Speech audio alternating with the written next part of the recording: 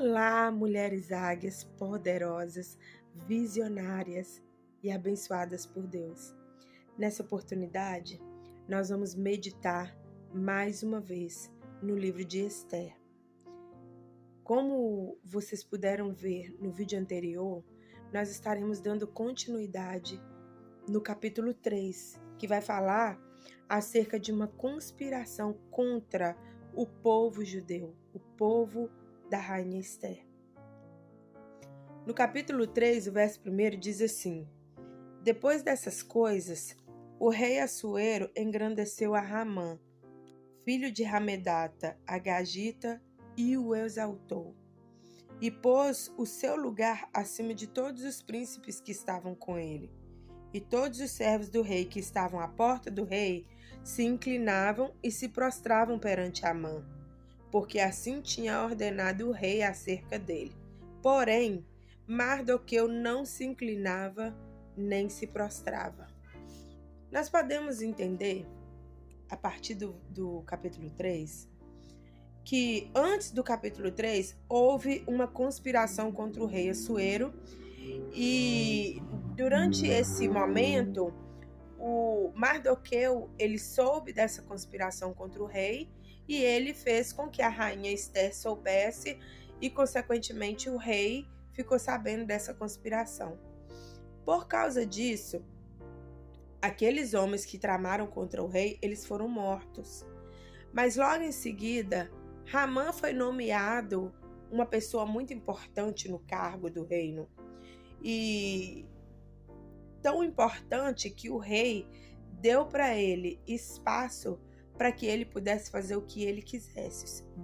O rei colocou no dedo de Ramã um anel, mostrando para todos os seus súditos que Ramã era alguém muito, muito importante. E com isso, todos os povos, que ficavam ali à porta do rei tinham que se prostrar diante de Ramã. Porém, Mardoqueu não se inclinava e muito menos se dobrava diante deste homem.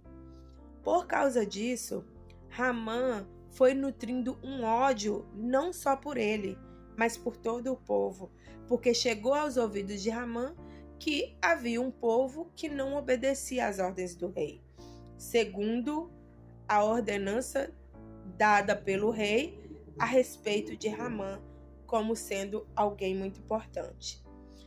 O que nós podemos aprender com essa história?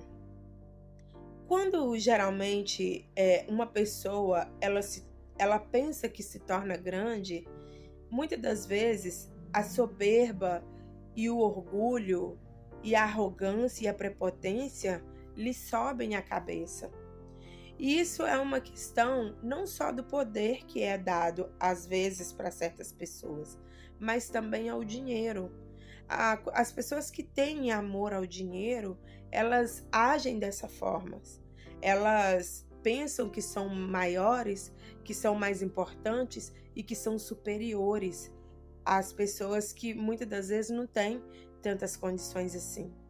Então, o que nós podemos entender é que quando uma pessoa ela cresce a altivez e ela se torna uma pessoa soberba e prepotente, qual o primeiro papel dela na vida das pessoas que aparentemente para ela são seus súditos, são seus servos? É que essas pessoas sejam maltratadas, porque por ser a minoria, ou talvez por não ter uma condição financeira ou não estar dentro da classe social a qual eles pensam que são mais importantes, então essas pessoas são como descartáveis. O que Amã não esperava era que esse povo era um povo separado por Deus. E quando o povo separado por Deus passa por alguma dificuldade, por qualquer que seja, ou qualquer que seja a circunstância, ou qualquer que seja o momento, nós sabemos bem que Deus ele vai se colocar de pé para ouvir. Nós entendemos que através dessa história de Mardoqueu, porque a partir do momento que Amã descobre que Mardoqueu é o único que não se prostra, é o único que não se inclina quando ele está presente, ele vai nutrir uma raiva por Mardoqueu e pelo povo dele, sem saber que esse povo é o povo da rainha Ester. Então, quando ele decide tramar contra esse povo, porque ele vai até o rei Assuero e fala com o rei de uma forma que aquele povo trouxesse risco para o reinado de Assuero. E, na verdade, isso não era uma verdade. Ele tramou, ele armou uma situação que não existia para que o ódio que ele vinha nutrindo por aquele homem e, consequentemente, pelo seu povo, pudesse surtir algum efeito contrário para a vida daquele povo. E qual foi a tramóia que ele fez? Ele chegou para o rei e falou para o rei que tinha um povo, que era um povo espalhado e que era um povo que não obedecia às ordens do rei. Então, imagino eu que o rei deve ter imaginado: se esse povo não obedece às minhas ordens, então eles podem se virar contra mim. E pode ser um inimigo, pode se tornar um inimigo. Isso acredito eu. Então, como o rei não sabia profundamente da história verdadeira, ele disse para Amã que Amã poderia fazer o que quisesse com esse povo. Só que nem o rei Assuero e nem Amã esperavam o que estava por trás daquele povo. Quem estava por trás daquele povo? E é aqui que entra eu e você. Quando nós passamos por algum momento de dificuldade, por algum momento que aos nossos olhos humanos parece que vai dar errado e a morte já foi decretada, a destruição e a derrota já foram determinadas, aos nossos olhos humanos, nós precisamos entender que existe um Deus no céu. E esse Deus, ele não faz acepção de pessoas. Esse Deus, ele separou um povo lavado e remido no sangue do Cordeiro, para que esse povo fosse guardado pelas suas próprias mãos. Mas teve algumas situações que eu posso chamar de regras ou condições que Deus buscava para que aquele povo fosse guardado. Que condições são essas? O povo precisava de entrar num jejum, precisava de clamar a Deus de todo o seu coração para que tudo saísse perfeitamente bem e todo o mal contra eles caísse por terra. E eu convido você a fazer o mesmo.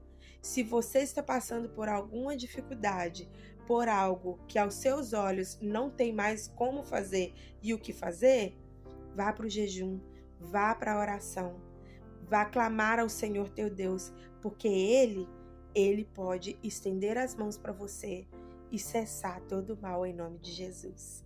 Que você possa aprender com a história de Amã, aprender com a história de Mardoqueu.